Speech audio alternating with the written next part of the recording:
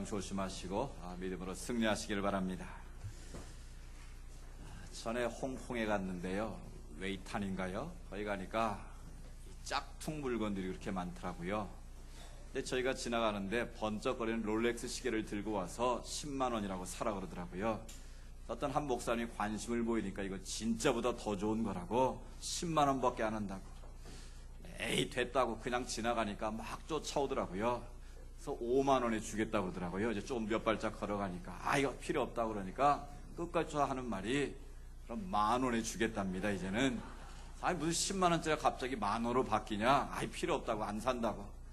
계속 따라오면서 이제 만 원에 2개를 주겠대요. 그 목사님 그래서 만 원에 2개를 주고 롤렉스 시계를 구입을 했습니다. 그래서 폼 잡고 이제 오는데 인천공항에 오기도 전에 시계가 서버렸더라고요. 여러분, 이 진품에는 항상 뭐가 등장합니까? 짝퉁, 이 모조품이 등장을 합니다. 우리 영적인 세계도 마찬가지입니다. 진짜가 있으면 항상 가짜가 있습니다. 여러분, 요즘 모조품들 짝퉁을 보면 진짜인지 가짜인지 전문가도 쉽게 구분하지 못할 만큼 정교하게 만든다고 그러지 않습니까? 이 기독교 이단 사이비 세력들도 마찬가지입니다. 정말 정신 차리지 않으면 이게 2단인지 3단인지 사입인지 아닌지를 분별하기가 어려울 만큼 교묘하게 성도들을 공격하고 교회를 공격하고 있다라는 사실입니다. 그래서 이런 안타까운 상황 속에서 우리 총회가 최근 몇 년간 신천지라는 이 세력들이 한국교회를 흔들고 또 최근에는 하나님의 성회 또 세월호 사건의 주범인 이 구원파 이런 사이비 이단 세력들에 의해서 사회적인 병폐로 드러나고 또 한국교회가 흔들리고 있기 때문에 이단 경계주의를 만들어서 이단을 한번 경계하고 우리가 바르게 대처하자는 의미로 이런 주의를 청하게 된 것 같습니다. 저희 교회 입구에도 보면 신천지 및 이단 사이비 세력의 출입을 금합니다 라고 글씨가 붙어 있습니다. 이 총회에서 처음에 그 공문과 함께 그걸 써붙이라고 할 때 제 마음이 솔직히 내키지 않았습니다. 아니 신천지 그까짓 것들 10만도 안 되는데 그게 뭐 대단하다고 한국교회가 들썩들썩하고 모든 교회 출입구에 그것 그렇게 써붙이고 야단 법석을 떨어야 되는가? 오히려 우리가 신천지를 홍보해 주는 게 아닌가? 좀 몹시 못마땅했습니다.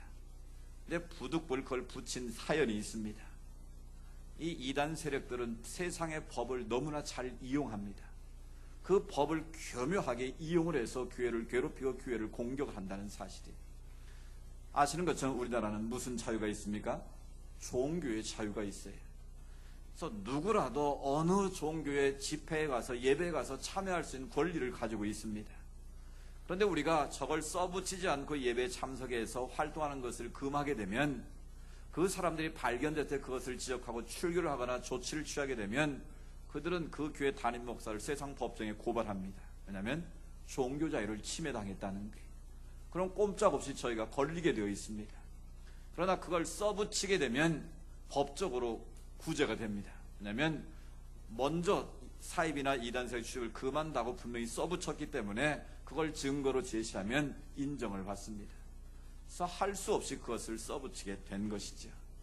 이처럼 한국 교회가 교회 주변에 또 우리 깊숙이 침투되는 이단 사이비 세력들 때문에 골머리를 앓고 있다라는 사실이 최근에 세월호 사건 바로 구원파가 깊숙이 관여됐고 실은 구원파가 이 사건을 일으켰다 해도 과언이 아닐 정도로 이루어진 그런 안타까운 참사입니다.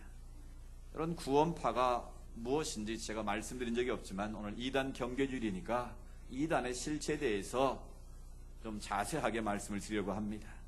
근데 자칫하면 또 제가 공격을 당할 수가 있습니다. 이것을 저희 인터넷이라든지 방송에서 보게 되면 이단 사회들이 저를 고발할 수도 있습니다. 그러나 저는 어디까지나 연구에 의해서 또 교단이나 또 총회나 모든 입장에서 이단으로 정죄된 그 실체를 제가 말씀드리는 거니까 여러분도 잘 들으시고 이단에 현혹되지 않도록 주의하시기를 바랍니다. 이 구원파는 세 개의 계보가 있습니다. 권신찬 계열이 있고 박옥수 계열이 있고 이요한 계열이 있습니다. 아시죠? 이요한 계열은 안양 인덕원 사거리 가다 왼쪽에 보면 서울중앙교회라고 큰 교회가 있습니다. 그게 서울교회라고 이름이 붙어 있는데 그게 이요한 계열의 구원파 세력의 본거지입니다. 그리고 두 번째 이 박옥수 계열, 우리 개포도에 심심치 않게 우리가 그런 플랜카드를 자주 보았습니다. 근데 최근 2, 3년에는 잘 안 보이는데 그 전만 해도 개포동의 올림픽 체육관을 매주 빌려서 대형 집회를 했습니다. 이 사람들이. 그래서 이 박옥수 계열, 주로 책, 도서 출판이라든지 이런 대형 집회를 통해서 그 구원파의 교리를 전파를 했습니다. 최근에는 중앙일보 전면에 할애를 해서 자기들은 박옥수 계열의 이 사람들 교회는 절대로 구원파와 상관이 없다는 것을 일면을 전체 통째로 기사를 내보낸 걸 봤습니다. 그러나 분명한 것은 위장한 세력들이지 구원파와 다를 바가 없다는 거예요. 이번에 세월호 사건을 일으킨 이 권신찬 계열은 이 권신찬 씨가 사위인 유병헌 씨를 자기 후계자로 삼은 거예요. 그러니까 권신찬 씨를 대신해서 유병헌 씨가 실은 이 권신찬 계열의 구원파의 대부 역할을 지금까지 해온 거죠. 그런데 이 권신찬 계열의 구원파는 그 50 때 오대양 사건 아시죠? 이 신도들을 30여 명을 암매장을 했다가 그게 들통이 나서 엄청난 사회 문제가 된 적이 있습니다. 그래서 그 권신찬 계열은 특별히 경제적인 이 기업을 많이 활용을 해서 세를 확대하고 지금까지 위세를 떨쳐왔습니다.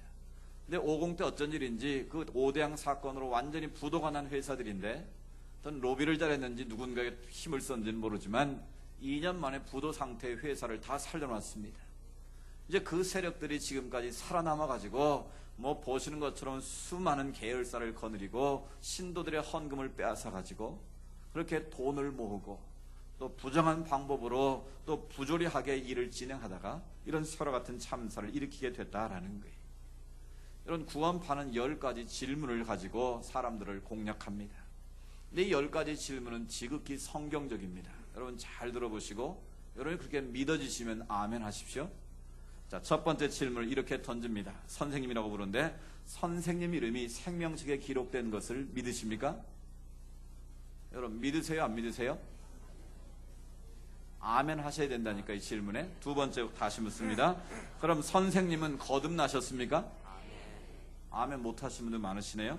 아멘 하셔야 된다고 제가 물으면. 세 번째, 성령님이 마음속에 계시면 여러분 믿으십니까?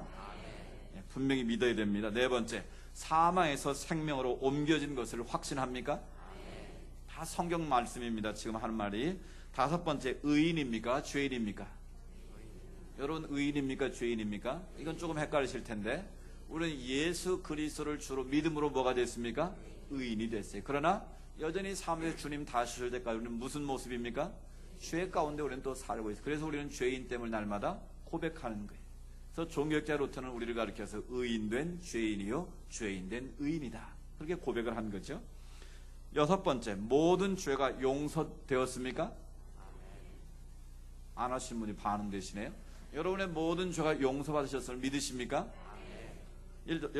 일곱 번째, 하나님을 두려워하는 생활은 아닙니까? 여러분 하나님이 좋기만 합니까? 때론 두려움도 있습니까? 항상 양면 써있는 하나님은 긍휼이 풍성하시고 자비로우시고 노하기를 더디하시고 끝까지를 사랑하시는 그런 긍휼의 그런 자비로우신 사랑의 모습이 있지만 또 다른 한편에 어떤 것이 있습니까? 우리의 죄와 허물을 심판하시고 거기에 대해서 때로는 벌을 내리시는 그런 두려운 하나님. 그래서 우리가 하나님을 경외하는 것 아니겠습니까? 거룩한 두려움으로. 여덟 번째, 구원받은 것이 확신되어집니까? 여러분 구원받았음을 확신하십니까? 다 하면 하셔야 되는데 반은 여전히 안 하시네요. 아홉 번째, 재림주를 영접할 준비가 되어 있습니까? 여러분 재림을 다 믿으시죠?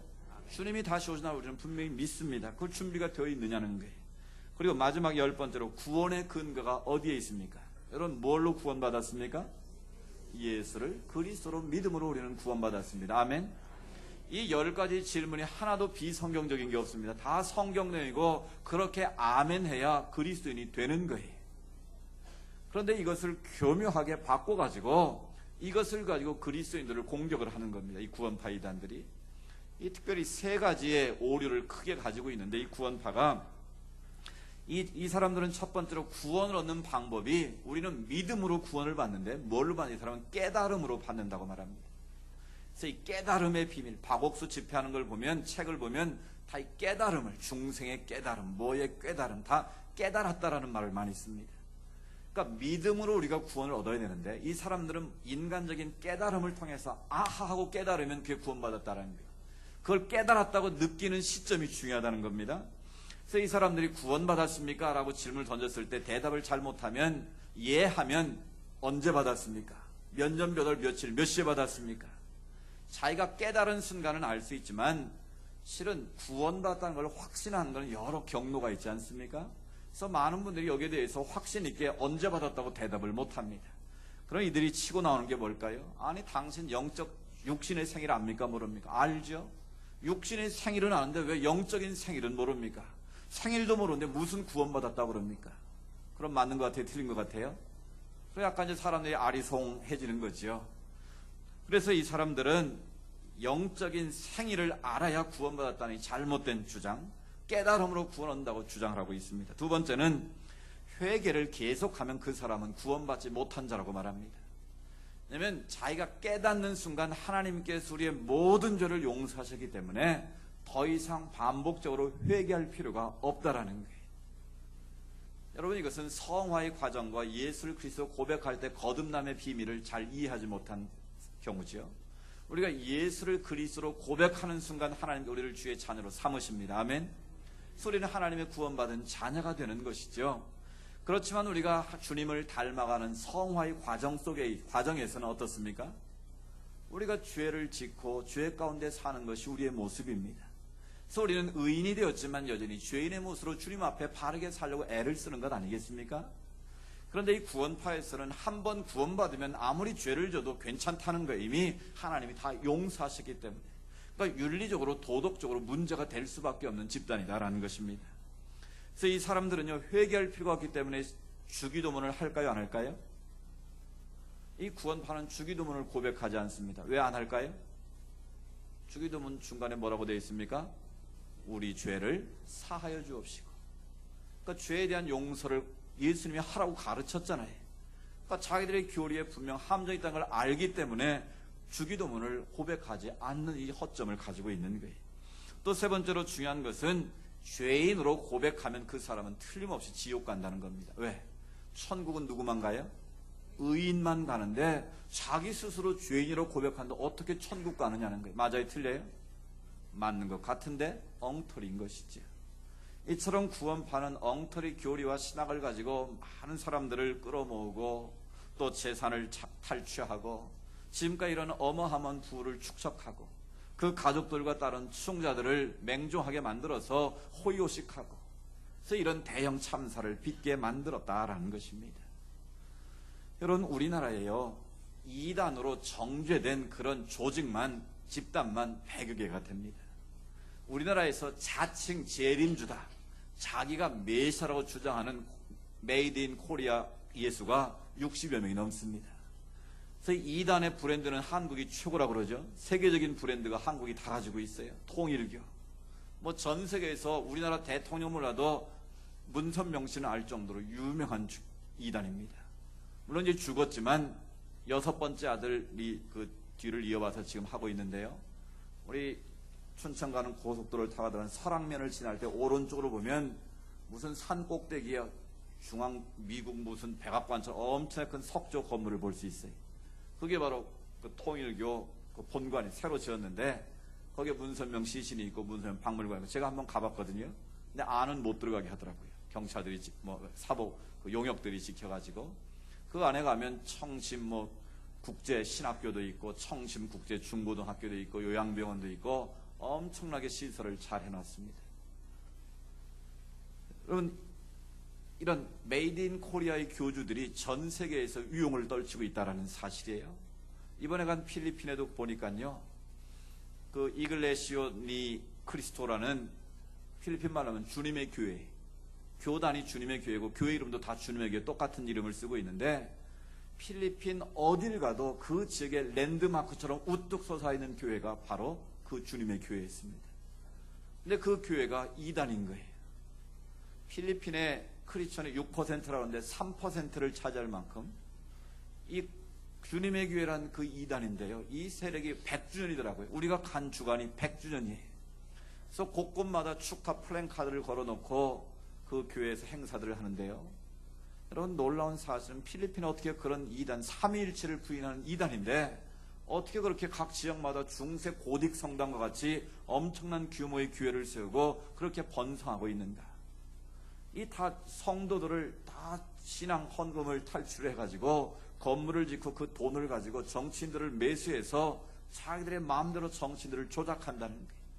그러니까 잘못됐다는 걸 알면서도 정치인들이 그 행사를 하면 다 줄을 선다는 거예요.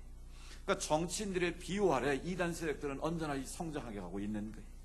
그러니까 그러려면 돈이 있어야 되니까 헌금을 착취하게 되고 그걸 가지고 권력의 비호를 받으면서 해외에서도 이단들이 성장하고 있어요. 더 놀라운 사실은 자생적인 이단도 있지만 국산 이단들이 외국에까지 수출돼서 엄청난 위력을 떨치고 있다는 거예요. 미얀마에 갔을 때도 한국의 이단들이 신천지나 다락방 여러 이단들이 들어와 있고요. 필리핀도 예외가 아닙니다. 특히 3세계 국가를 중심으로 이단들이 돈이 많으니까 선교사를 엄청나게 파송해서 건전한 선교사들의 교리를 부인하게 만들고 빵을 주고 집을 줘주고 하면서 그 지역의 사람들을 이단으로 통째로 끌어가고 있는 안타까운 상황이라는 거예요. 여러분, 우리나라뿐만 아니라 전 세계적으로 한국의 이단들이 그렇게 좋지 못한 영향력을 끼치고 있다라는 사실이. 그래서 오늘 본문에 보면 사도 바울이 믿음의 아들인 디도에게 보낸 편지가 바로 디도서입니다. 우리가 디도서를 좀 많이 보지를 못했는데요. 디모데 전후서와 디도서를 뭐라고 부릅니까? 우리가 목회서신이다라고 말합니다. 당시 바울이 디도를 그레데라는 섬에 남겨놓고 떠나게 됩니다. 이 그레데라는 섬은 크레타라는 섬인데 그 지중해 안에 이탈리아 반도 밑에 있는 작은 섬입니다. 이 크레타라는 섬인데 이 크레타라는 말의 원래 헬라어는 크레티조라는 단어인데 크레티조는 거짓말하는 자, 속이는 자 그런 뜻을 가지고 있습니다. 그러니까 크레타 문명이 발상지기도 한 곳이죠. 그러니까 문화적으로 굉장히 번성했고 사상적으로나 철학적, 종교적으로 굉장히 이단들이 많이 있던 지역이 바로 크레타입니다. 그 지역의 사람들은 오늘 본문 1장, 디도서 1장에 보면 그들은 거짓말하는 자들이요, 자기 배만 위하는 자들이요, 즉 하나님 앞에서 이단 사상에 빠진 자들이라고 이 바울이 디도에게 그 실체를 바르게 할 것을 권면합니다. 그런데 그 디도를 그런 거짓말쟁이들이 모여 사는, 배만 불리는데 목숨 거는 사람들이 사는 그곳에 남겨두고 떠나는 바울의 마음이 얼마나 좀 짠했겠습니까? 그래서 AD 65년경에 바울이 디도를 향해서 지금 그 그레데 교회의 상황 자체가 그렇게 안 좋으니까 네가 그곳 사람들을 잘 바르게 세워서 진리의 말씀 가운데 그들이 살아가도록, 또 그레데에 있는 교회가 하나님이 기뻐하신 교회가 되도록 네가 목회를 잘 해야 된다. 그렇게 아버지가 아들에게 권면하신 편지가 바로 디도서라는 거예요. 그래서 디도서는 디도로 하여금 목회를 어떻게 할 것인가를 권면한 그런 편지가 되겠습니다. 근데 말씀드린 것처럼 이 그레데라는 섬에는 거짓말장이들, 그 사람들이 많이 있었는데요. 그 영적인 상태가 어땠는가 하면 많은 이단들이 있었다라는 거예요. 대표적으로 할례당이라는 게 있었는데, 할례당은 뭐냐면 예수를 주로 고백을 해도 구약의 율법을 지켜야 구원을 받는다고 믿었던 사람들입니다. 그래서 복음 플러스 할례를 받아야 확실하게 구원받는다고 가르쳤던 사람들. 그러니까 교회 내 거짓 선자들, 이단 사상이 들어와서 복음 위에다가 할례를 받고 율법을 지켜야 구원받을 수 있다라고 가르쳤다는 거예요. 또 그것뿐만 아니라 족보와 신화에 빠진 사람들, 그 헬라, 그리스, 로마 신화에 보면 엄청난 사람들이 등장하지 않습니까? 족보가 등장하고 신들의 계보가 등장하는데, 이 사람들이 헬라의 문화의 영향을 받아서 영지주의 사상에 빠져가지고 그런 어리석은 족보와 신화에 매여서 쓸데없는 궤변에 빠져 있었다라는 거예요. 바로 그런 자들을 네가 바르게 가르쳐서 하나님의 진리의 말씀으로 세우라는 거예요. 이제 그런 내용을 가지고 바울이 디도에게 권면을 하고 있는 내용입니다. 그래서 그들로 하여금 오늘 본문에 보면 이렇게 강력하게 경고하라고 말합니다. 그러니까 그 교회 안에 있는 거짓 선자들, 이단 세력들에 대해서 어떻게 할 것인가? 10절 11절 말씀을 같이 한번 읽어보겠습니다. 어떻게 해야 되는지 시작. 이단에 속한 사람을 이러한 사람은 내가 아는 바와 같이 부패하여 스스로 정죄한 자로서 죄를 짓느니라. 아멘. 이단에 속한 사람들, 그런 어리석은 족보와 신화에 매여 있는 자들, 또 할례당 같은 그런 이단 세력들에 대해서 한 번, 두 번은 훈계를 하지만 말을 듣지 않으면 어떻게 하라고요? 멀리하라. 이 멀리하라는 헬라어 원어를 보면 멸시해라, 무시해버려라, 그냥 아예 떨어져 버려라, 그런 뜻입니다. 여러분, 왜 그랬을까요? 무서워서 피하라는 게 아닙니다. 이단들의 특징은요, 항상 이 소피스처럼 궤변을 늘어놓는다는 사실이에요. 그래서 스크루테이프에게 보내는 편지라는 그 책에 보면 고참 악마인 스크루테이프가 신참 위모디에게 예수 믿는 사람들을 교회에서 떠나게 하는 비법을 전수합니다. 그 전수하는 내용 가운데 이런 이야기가 있습니다. 네가 교인들을 교회에서 멀어지게 할 때는 다른 방법을 쓰지 말아라. 예수를 믿는 사람들은 진리에 대해서 그렇게 관심 있는 게 아니고, 그것이 합리적이냐 비합리적이냐 이성적이냐 거기에 관심 있는 게 아니고, 얼마나 자기 삶에 유용하냐, 자기 삶권 시절에 얼마나 필요한 것이냐, 그런 실용적인 입장에서 종교를 대한다라는 거예요. 근데 대부분 사람 머릿속에 12가지 이상의 그런 잘못된 생각들이 들어있기 때문에 네가 그들을 무너뜨리려고 할 때는 다른 거 하지 말고 그냥 궤변을 늘어놓기만 하면 그 사람들은 저절로 넘어온다라는 거예요. 여러분, 가만히 보십시오. 우리 주변에 이단들이 불신자들을 찾아가서 전도하는 게 아닙니다. 누구를 찾아옵니까? 여호와 증인 같은 사람들, 신천지들, 다 열심히 있는 교인들을 상대로 포교 활동을 합니다. 여호와 증인들은 요즘은 좀 뜸한데 전에 보면 제 방에도 찾아옵니다. 목사하고 한판 붙자는 거죠. 그러니까 대빵을 무너뜨리면, 쉽게 말하면 다 이길 수 있다라는 거예요. 자신이 있다는 거죠. 근데 보면요, 저도 한번 그 사람들하고 붙어봤는데 이 시간 낭비예요. 한 2시간 정도를 제가 싸워봤는데 그건 시간 낭비에 불과한 이유는 뭐냐면 자기들의 교리에 맞게 성경을 인용을 합니다. 그러니까 성경을 성경으로 푸는 것이 아니라 자기들의 교리를 합리화시키는 수단으로 성경을 이용해 먹는다라는 거예요. 그리고 그것을 자기들이 필요한 규절만을 그 사람은 딸딸딸 다 쇠뇌시켜서 암송하고 옵니다. 무슨 말만 하면 성경을 들이대고 몇 장 몇 절 몇 절 계속 들이대는 거죠. 여러분, 솔직하게 성경 몇 장 몇 절에 뭐가 있는지 몇 구절이나 알고 있습니까? 5분만 얘기하면 여러분들은 다 뒤로 나가 떨어질 수밖에 없어요. 그래서 자기들의 궤변을 늘여놓는 것이죠. 근데 그냥 성경을 잘 이해하지 못하고 전문적인 지식이 없으면 까딱하면 성경이 그렇게 돼 있네라고 속기 쉽다라는 거예요. 근데 자세히 전문가 입장에서 보면 다 궤변에 불과하다라는 거예요. 그러니까 궤변을 늘어놓음으로 인해서 성도들을 혼란시키고 미혹한다라는 사실이죠. 여러분, 왜 그러면 이런 이단들이 생기는 거예요? 원래 이단이라는 말은, 하이레시스라는 말은 원래 속이는 자, 거짓 가르침, 멸망케 하는 자들, 그런 뜻을 갖고 있어요. 그러니까 이름 그대로 이단은 결국 이단에 빠지면 어떻게 된다고요? 멸망하는 거예요. 그 인생이 영적으로나 육적으로 파멸 상태에 이르게 된다라는 거예요. 한문으로도 보면 이 다를 이자에다 끝단자를 씁니다. 그러니까 이단은 뭐예요? 끝이 다른 게 이단이에요. 처음부터 다르면 여러분 유혹이 되겠습니까? 미혹이 되겠습니까? 근데 똑같이 성경 읽고 똑같이 예배 드리는 것 같은데 끝에 가서 본색이 드러난다라는 거예요. 그러니까 그래서 이단은 교묘하게 우리에게 찾아온다라는 겁니다. 왜 이런 이단이 생겨나는 것일까?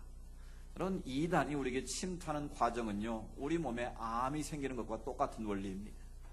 제가 책에 보니까 암이 발생하는 단계가 4단계가 있더라고요. 저는 의사가 아니니까 그냥 책에서 본 대로 말씀드리면, 첫 번째는 개시 단계가 있답니다. 우리 몸 안에 발암 물질이 이제 들어오게 되면 정상적인 세포를 어떻게 해요? 공격을 하게 된다라는 거예요. 이제 정세포가 공격을 받으면 그 단계가 지나면 변이 단계.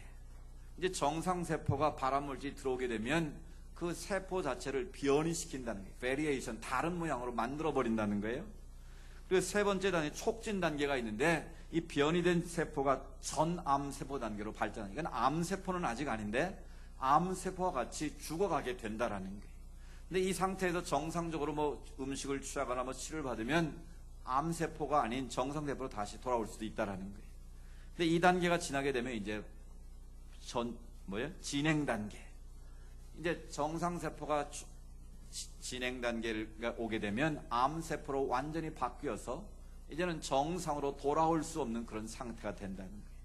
그러면 이제 이 단계가 바로 암 환자로 발병이 되는 거예요. 근데 여러분, 암이라는 것은 우리가 느끼지 못하는 게 특징이지 않습니까? 그래서 암입니다 할 때는 벌써 3기 정도가 지난 그런 상태라고 말하잖아요. 그래서 암이 무서운 것이죠. 이 이단이 우리에게 침투할 때도 암세포가 우리 안에 들어온 과정과 똑같다라는 거예요. 그런 마귀와 사단의 세력들이 교묘한 방법으로 어떻게 할까요? 계시 단계를 벌이는 거죠. 교회 안에 또 성도들 가운데 약한 사람들을 골라가지고 이 사자가 먹잇감을 딱 노리고 있다가 약한 사람을 딱 고르는 것처럼 노리고 있다가 영적으로 미혹을 한다라는 거예요.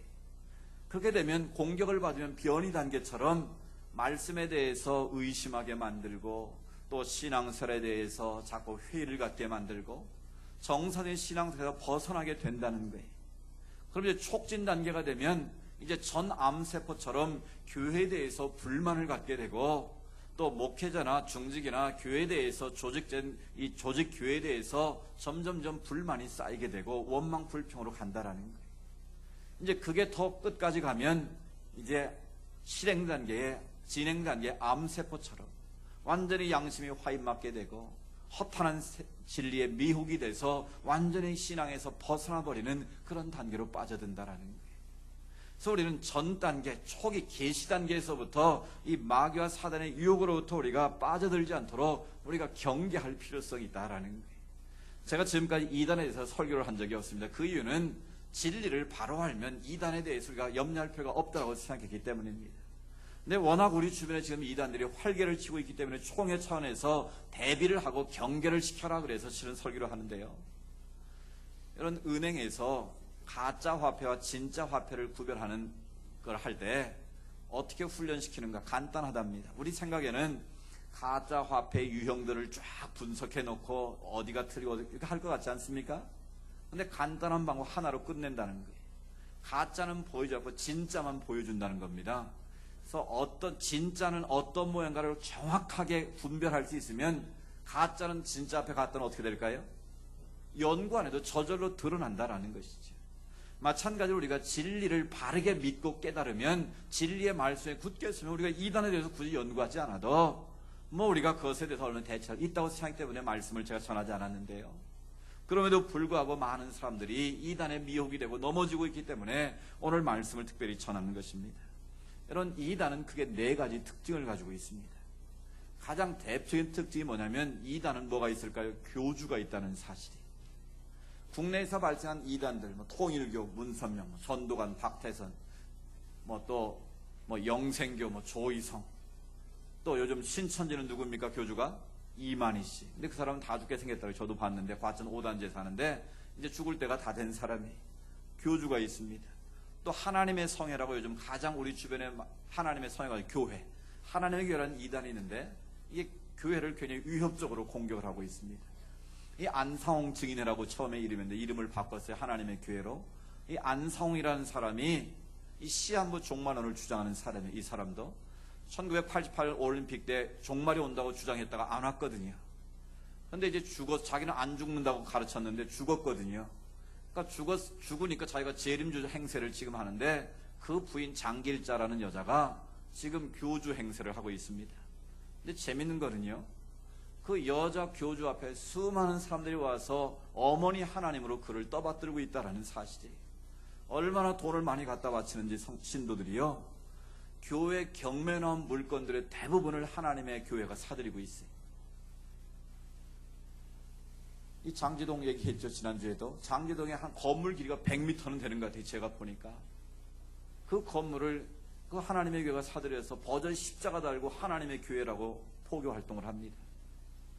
우리 주변에 많이 볼 수 있어요. 죽전 동아 솔레스티 앞에 보면 사도행전의 교회라고 있었어요. 그 교회 앞에 어느 날 신방을 가다 보니까 하나님의 교회라고 바뀌었더라고요. 전 처음에 하나님의 성에 순복음교회가 온 줄 알았어요. 잘 보니까 하나님의 교회더라고요. 바로 종교 부지 안에 있는 교회들을 무작위로 사들입니다.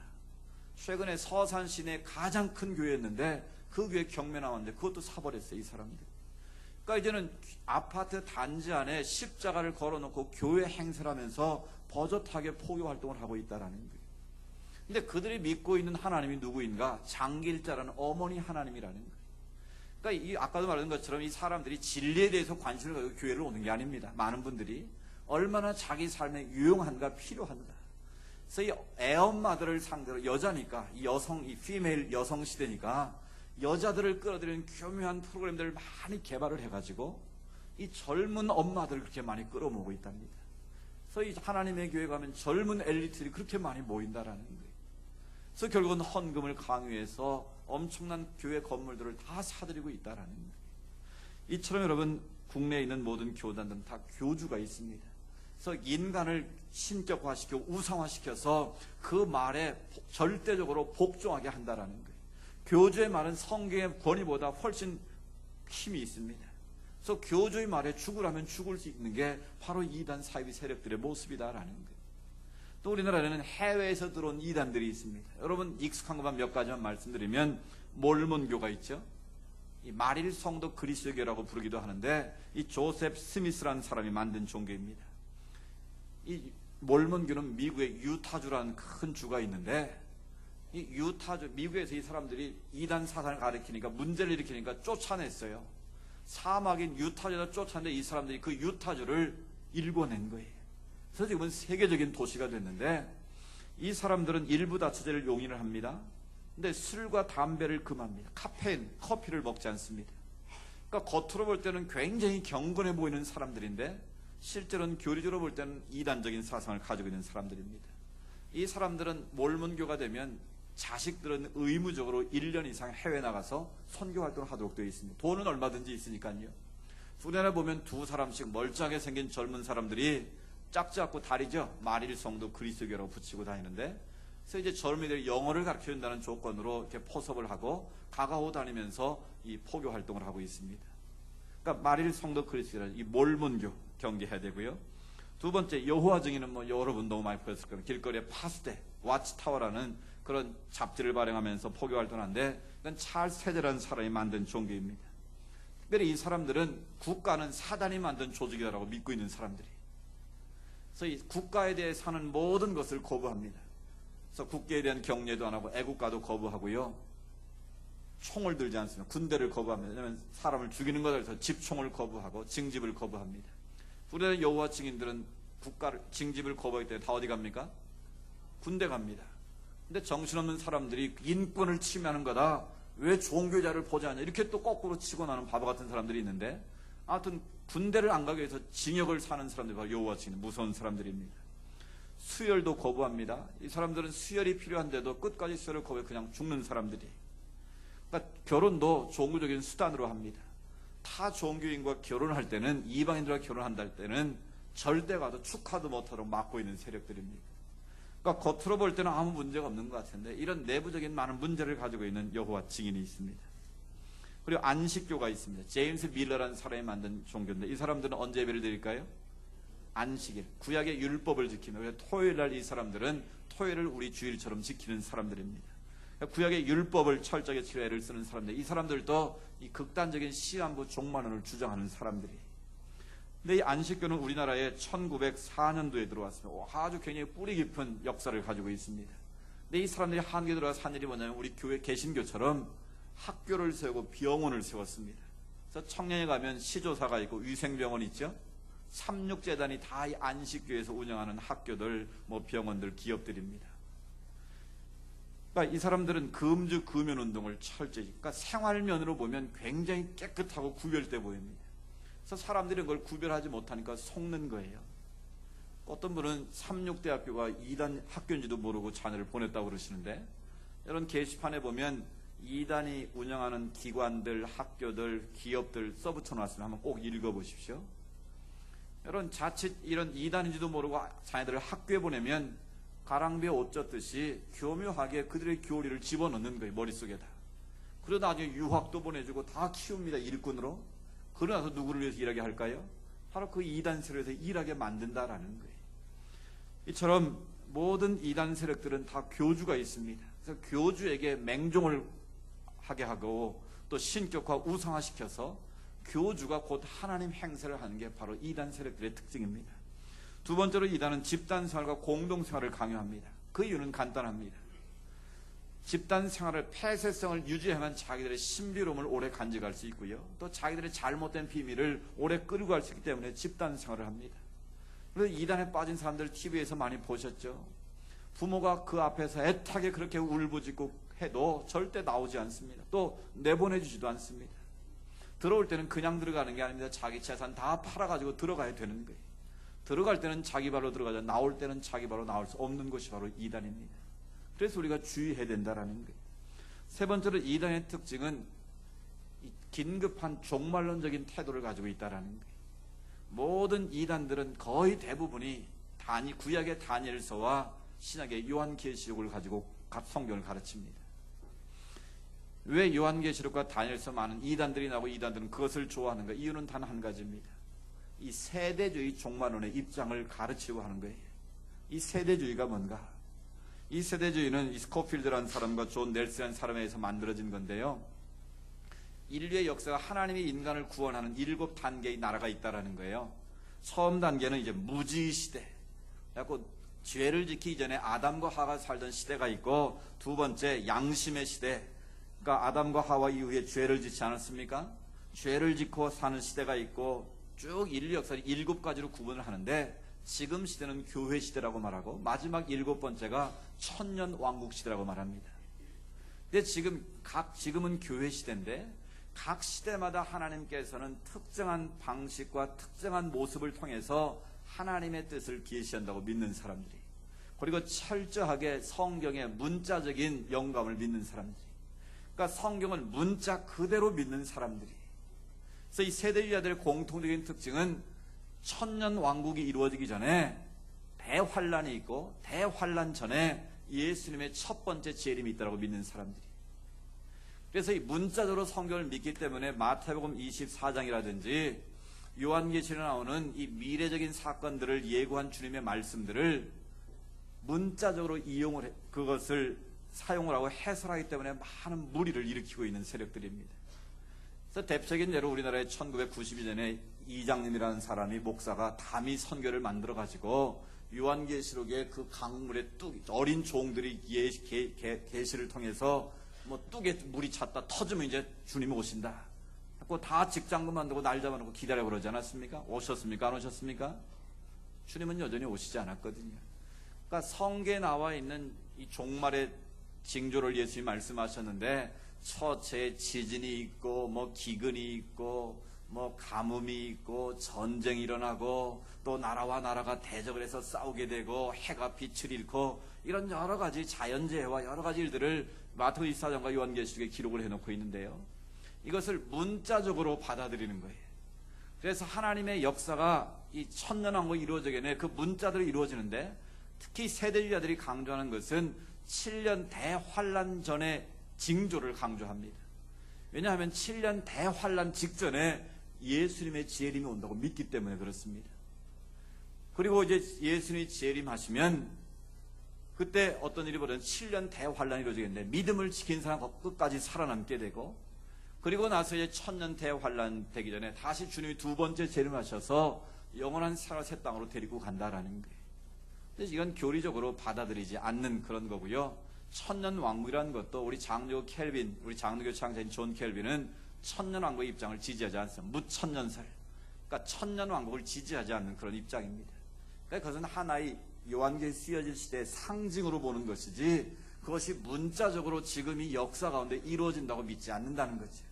근데 대부분의 이단들은 그런 내용들을 자기 입맛에 꽤 맞춰가지고 극단적인 종말론을 주입시켜서, 누구들 지금 직장 생활할 필요가 뭐가 있냐? 뭘 그렇게 열심히 돈 벌려고 그러냐? 지금 주님의 때가 다가왔는데, 7년 대환란이 임박했는데, 너희들 휴거 되려면 그따위로 믿어서 안 된다. 여기 들어와야 된다. 그래서 집단 종교 생활을 강조하고 14만 4천을 강조하는 거예요. 14만 4천 명에 들어가야지 너희들 그렇게 예수님의 666의 숫자를 받는다는 거예요. 666 숫자를 받으시겠습니까? 14만 4천의 숫자를 받으시겠습니까? 근데 여러분, 이것은 다 문학적인, 그 당시에 묵시록이 쓰여질 당시에 그건 문학적인 상징이라는 걸 여러분 이해하셔야 돼요. 제가 전에 요한계시 한번 쭉 강의를 한 적이 있는데 대부분 못 들으셨기 때문에 그런데, 이것은 그 묵시록이라는 것은 요한이 밤못에 본 계시입니다. 그러니까 당시 로마의 황제의 핍박과 억압 속에 살고 있는 그리스도인들에게 뭘 주려고 썼을까요? 소망을 주기 위해서. 비록 너희가 지금 예수 믿다가 사자굴에 던져지고 목뱀을 당하고 고통을 당하게 되는데, 장차 주님께서 너희를 위해서 뭘 예비하신 거예요? 새하늘과 새 땅을 예비하고 계시다라는 거예요. 그러니까 너희가 끝까지 배교하지 말고 믿음을 지키라는 거예요. 너희가 믿음을 지키면 주님 다시 오실 때 너희가 영원한 하나님의 영생 복락을 누리게 될 것이다. 이런 위로와 소망을 주기 위해서 계시록을 쓴 것이지 미래의 사건을 계시한 책이 결코 아니라는 거예요. 요한계시록의 미래적인 사건은 10%가 안 되고 다 초점은 예수 그리스도라는 걸 여러분 믿으시기 바랍니다. 근데 그거를 문자적으로 해서 666이 뭡니까? 실은 이 세대주의 해석의 절정이 바로 실은 여의도 수문교회 목사님이 그렇게 하셨어요. 그 당시에. 소위 통합체 당시에 2단 시비를 걸어가지고 그걸 다 포기하게 만들었는데 그건 참 잘한 일입니다. 본인도 그거는 인정하시더라고요. 그때 통합체에서 자기를 안 걸었더라면 어떻게 될지 모르겠다. 그럼 그 당시에 그분들의 주장은 666은 뭐냐? 적그리스도다. 그러니까 666은 사탄의 숫자다. 그러니까 666 숫자를 받으면 안 된다. 근데 그게 뭐냐? 그게 바로 컴퓨터 바코드가 바로 666이다. 그렇게 가르쳤습니다. 그 당시. 그리고 다니엘에 나오는 10뿔을 가진 나라가 등장하는데 그게 바로 EU라는 나라다. 유럽이 합쳐서 10개의 나라가 되면 그때 예수님이 오신다는 거죠. 근데 지금 EU가 몇 개 나라입니까? 저는 23개까지는 알고 있는데 그 이후 더 가입이 된지 모르겠어요. 이렇게 성경에 나와 있는 문자를 그대로 믿고 그것을 역사 속에 끌어들이다 보니까 엄청난 부작용이 일어나는 거예요. 근데 실제로 666은 그게 아니고요. 그 당시에 이 게마트리아라는 그런 특별한 그 방법이 있었는데요. 로마의 황제들이 적그리스도 아닙니까? 그 당시에 극복해야 될 적그리스도인데 그 사람들을 적그리스도로 표현하면 바로 또 죽잖아요. 그러니까 영어 알파벳을 숫자로 부호화를 시킨 거예요. 예를 들면 A는 뭐 10, B는 20, C는 3 이런 식으로 숫자를 다 먹여가지고 암호로 쓴 거예요. 그러니까 666은 뭐냐면 그 당시에 네로라는 로마 황제를 지칭하는 표현이었어요. 그러니까 그걸 게마트리아로 네론을, 원래 네론이거든요. 네로가 아니고 네론을 그렇게 게마트리아로 풀으면 666이 되는 거예요. 그러니까 문학적인 방법으로 666을 적그리스도를 상징하는 네로를 지칭하기 위한 표현이었지 그게 지옥에 떨어질 660 그런 숫자는 결코 아니었다라는 거예요. 근데 그거를 문자적으로 해석하니까 문제가 됐고 또 많은 이단들이 14만 4천 명이 들어야 되는데 자기들 안에 안 들어오면 그 안에 못 든다고 다 가르칩니다. 이단들이. 14만 4천은 그런 게 아니고요. 7의 배수입니다. 성경에서 3과 7은 완전수입니다. 그러니까 14만 4천은 7의 배수잖아요. 그러니까 하나님의 구원에 들어온 완전한 숫자를 말하는 거예요. 그러니까 예수를 그리스도로 끝까지 믿음으로 고백함으로 인해서 구원받을 하나님의 백성들을 14만 4천 상징으로 표현한 것이지 그것이 무슨 14만 4천 구원받고 그 나머지는 구원 못 받는 그런 게 성경에 어디 있습니까? 근데 이 세대주의 해석은 그렇게 잘못 문자적으로 해석하다 보니까 진리를 완전히 왜곡시켰다라는 거예요. 그러면서 교인들을 미혹하고 지금 주님 역사적으로 이런 일들이 성연한 징조가 벌어지고 있으니까 주님 곧 오신다. 금방 오신다. 그러니까 너희들 이렇게 믿어도 되겠느냐. 주님 오실 때 휴거가 일어나야 휴거가 돼야 되는데 그렇게 해도 휴거 안 된다는 거죠. 여러분 주님 올 때 휴거 되실 분 한번 손 들어 보십시오. 아무도 못 가실 것 같습니다. 그런 믿음 가지고는. 여러분 휴거라는 건 들림받는 누가 가는 겁니까? 여러분 천국은 예수를 그리스도로 믿으면 누구나 가는 것이 아멘. 특별히 모여서 집단 생활하고 날 잡아놓고 기다리는 사람이 가는 것이 아니고요. 예수를 그리스도로 고백하면 언제 주님 오셔도 지금 당장 오셔도 예수를 믿음으로 구원받아 천국 가는 것이고요. 앞으로 50년 뒤든 100년 뒤든 언제 올지는 아무도 모르지만 예수를 믿음으로 구원받는 것이지 절대로 집단생활을 날 잡아놓고 기다리는 건 다 이단인 거 틀림없습니다. 그러니까 내일 주님이 오셔도 나는 오늘 믿음 그대로 가겠다. 그게 제대로 된 믿음이고 신앙이라는 거예요. 날 잡아놓고 믿는 것은 그건 다 이단적인 사상이라는 거예요. 따라서 이런 이단들은 바로 이 긴급한 종말론, 휴거론을 가지고 사람들을 미혹하는데 성경의 본질과는 전혀 어긋난 거예요. 그래서 종말은 두 가지 종말이죠. 개인적인 종말이죠. 그건 내가 죽는 거예요. 내가 죽으면 주님 앞에 가는 거예요, 우리는. 아멘. 또 우주적인 종말이 있어요. 그건 주님께서 이 땅에서 최종적으로 이 땅을 심판하시는 구원을 완성하시는 우주적인 종말이 있는 거예요. 우리가 그렇게 이해하고 신앙생활을 한다는 것이지 무슨 666이다, 14만 4천이다, 휴거다 뭐 이런 걸 가지고 우리가 논할 이유가 없다라는 사실이에요. 그렇게 주님께서 복잡하게 가르치지도 않으셨고 우리에게 말씀하지도 않으셨다라는 거예요. 그런데 자기들의 종교적인 목적이나 집단의 이해관계에 의해서 그 하나님의 말씀을 오해하거나 곡해해서 이용하고 있다는 것이 문제라는 것이죠. 그래서 이단이라는 것입니다. 마지막으로 이단은요, 가정을 파괴합니다. 이단에 빠지면 틀림없이 가정이 파괴됩니다. 실은 영상을 준비했는데 시간에서 보여드리지 못하는데요. 신천지에 빠진 여자가 남편이 좀 장애를 가지고 있는데 자기만 나오고 가족들이 안 따라주니까, 딸이 둘인데 안 따라주니까 남편을 살해버렸어요. 이런 엄청난 비극이 이단에 빠지면 벌어질 수 있다는 거예요. 여러분, 이단에 빠지면 자칫하면 목숨도 잃는다고 여러분 기억하십시오. 가정이 다 깨지고요. 정말 그 인생이 파멸의 길로 떨어진다라는 거예요. 그래서 우리가 이단을 경계할 수밖에 없다라는 거예요. 그래서 오늘 바울은 디도에게 그렇게 권면하는 겁니다. 이단에 빠진 성도를 어떻게 할 것이냐?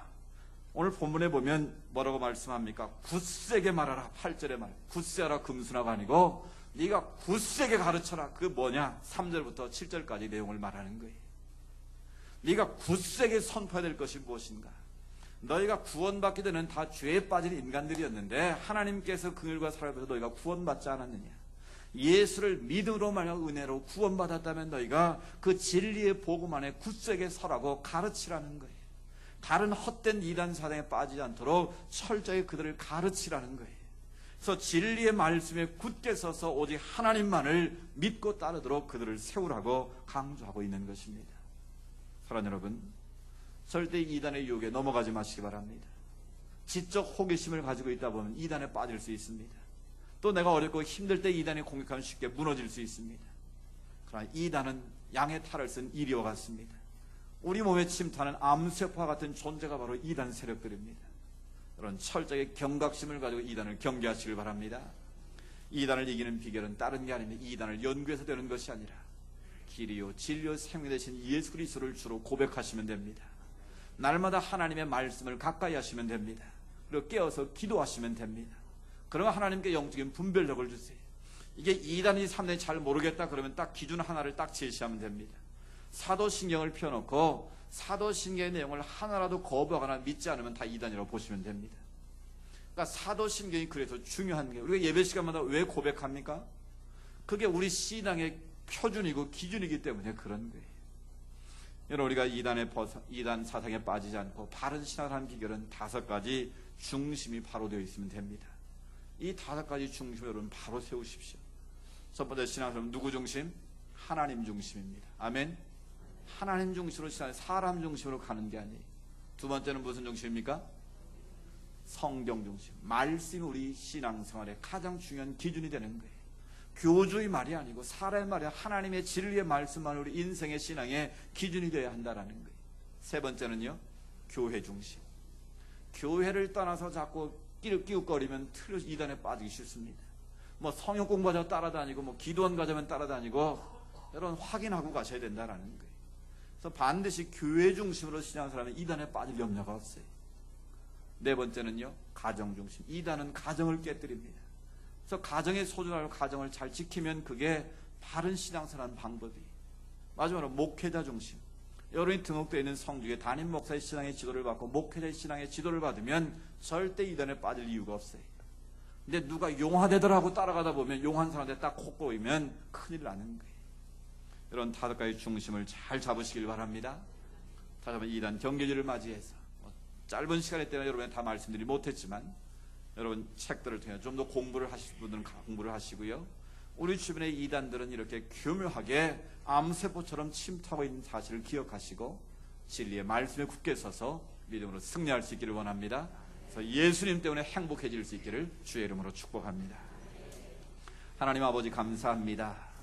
이단 경계주를 맞이해서 우리 주변에 있는 많은 이단들을 다시 한번 보게 하시고 또 그것을 우리가 어떻게 대처할 수 있는가를 깨닫게 하시니 감사합니다. 우리가 헛된 유혹에 미혹되지 않도록 도와주시고 진리의 말씀에 굳게 서서 바른 분별력을 가지고 믿음으로 살아갈 수 있도록 은혜 베풀어 주옵소서. 그래 이단에 매여서 인생의 파멸을 겪고 있는 그 안타까운 영혼들 우리가 긍휼히 여기게 하시고 정말 우리가 진리의 말씀에 굳게 서서 하나님의 말씀을 바르게 선포하는 가운데 이단이 발붙이지 못하도록 주의 나라와 주의 뜻이 이 땅에 속히 이루어질 수 있도록 은혜 베풀어 주시옵소서. 우리를 축복의 통로로 삼으신 아버지 하나님, 우리가 진리의 말씀에 굳게 서서 이 진리의 복음을 잘 전파하게 하셔서 이단들이 더 이상 활동하지 못하게 하시고, 우리가 바른 신앙, 바른 그런 신앙의 태도를 가지고 하나님 잘 섬겨서 주님 오시는 그날 저총에 주님과 영생 복락을 누리는 거룩한 주의 백성들로 삼아 주시옵소서. 예수님의 이름으로 기도드리옵나이다. 아멘. 다 같이 일어나셔서 파승의 찬 같이 부르겠습니다.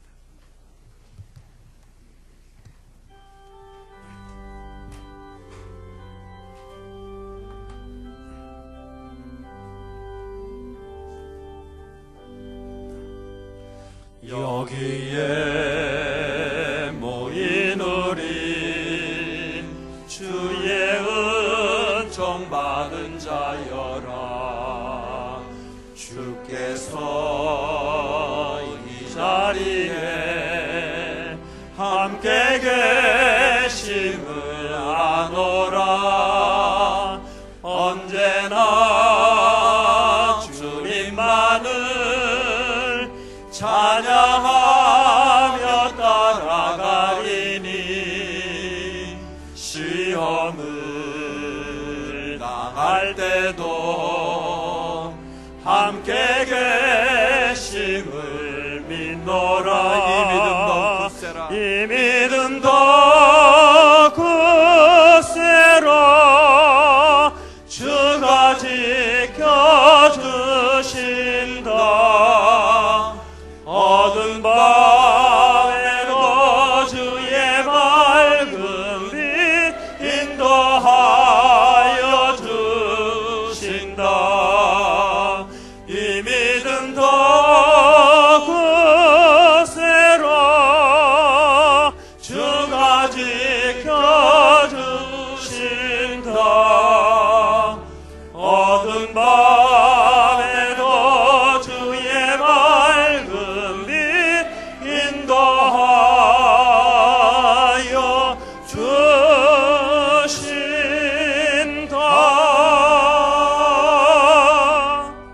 아멘.